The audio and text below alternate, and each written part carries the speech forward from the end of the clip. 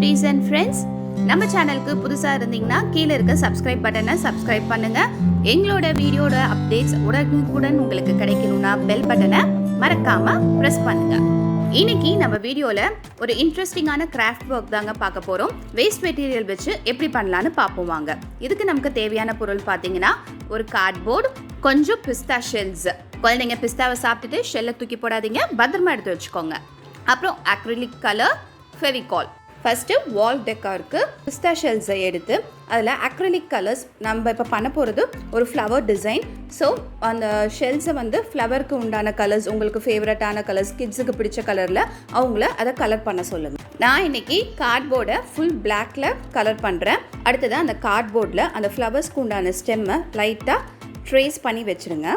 இப்போ ஒவ்வொரு ஸ்டெம்லேயும் ஒரு 4 to 5 பிஸ்தா ஷெல்ஸை ஃப்ளவர் பெட்டல்ஸ் மாதிரி அங்கங்கே ஃபெவிகால் யூஸ் பண்ணி பேஸ்ட் பண்ணுங்கள். இதில் நீங்கள் கிட்ஸையும் ஜாயின் பண்ண வச்சு 2 பேரும் பேரண்ட்ஸும் கிட்ஸும் சேர்ந்து பண்ணும்போது குழந்தைங்களுக்கும் க்ரியேட்டிவிட்டி டெவலப் ஆகும். ஹேண்ட் அண்ட் ஐ கோஆர்டினேஷனுக்கும் இது நல்ல ஒர்க் அவுட்டாக இருக்கும்.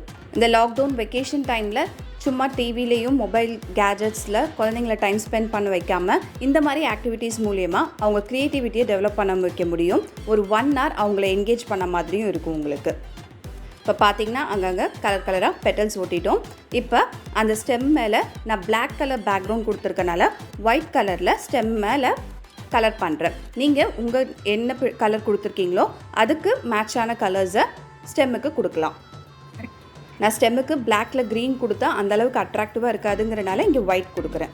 கிட்ட ஒயிட் ஸ்டோன் இருக்குது. உங்கள்கிட்ட இந்த மாதிரி ஸ்டோன்ஸ் இருந்தால் சென்டரில் ஃப்ளவருக்கு சென்டரில் பேஸ்ட் பண்ணும்போது பார்க்க இன்னும் உங்களுக்கு அழகாக இருக்கும். இப்போ மீதி இருக்க கார்ட்போர்ட்ஸில் நான் பார்டருக்கு கட் பண்ணி அதில் கோல்டன் கலர் பண்ணி வச்சுருக்கேன்.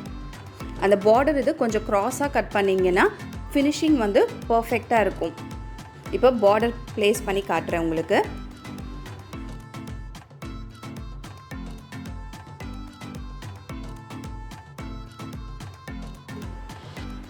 மேலே டாப்பில் ஒரு ஹோல் போட்டு அதை மாட்டுறதுக்கு உண்டான அந்த நாட்டை வந்து டைப் பண்ணி விட்டுடுங்க.